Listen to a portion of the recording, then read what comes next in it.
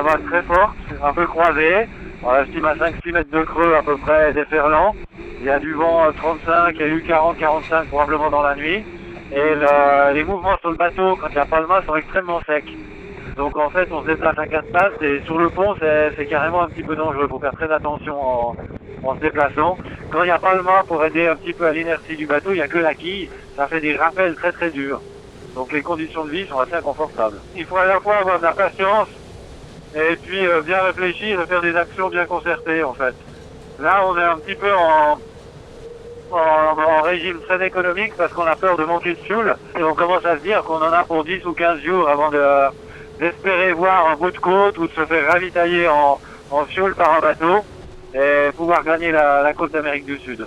Vous avez pu placer un gréement de fortune? Pas encore, non, les conditions étaient trop violentes. Là, tu sais, on a essuyé une tempête.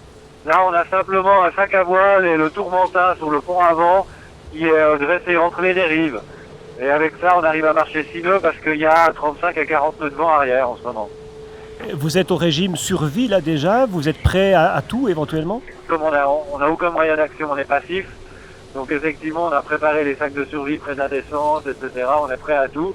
Et en même temps, on fait dans notre tête des plans pour l'avenir. C'est-à-dire que demain, on devrait pouvoir essayer de monter la baume qu'on a réussi à conserver comme gréement de fortune, tailler dans des spies ou dans des voiles pour essayer d'en fabriquer des voiles qui s'adaptent à ce gréement de fortune et puis progresser à toute petite vitesse en direction de l'Amérique du Sud.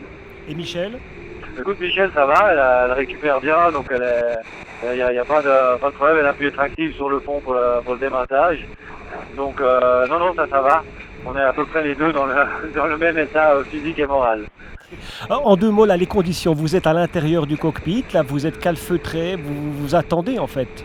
Effectivement, là il faut être patient, il faut attendre que la mer se calme un tout petit peu avant de dresser la baume. Alors on est calfeutré, tout à fait. On est un petit peu comme Michel comparait ça hier soir à une prison, parce qu'on était chacun sur une manette d'un côté du bateau, et moi j'ai une tête hirsute avec ma barbe, et elle se disait, ça y est, je suis en prison avec un colocataire qui n'est pas tout à fait commode.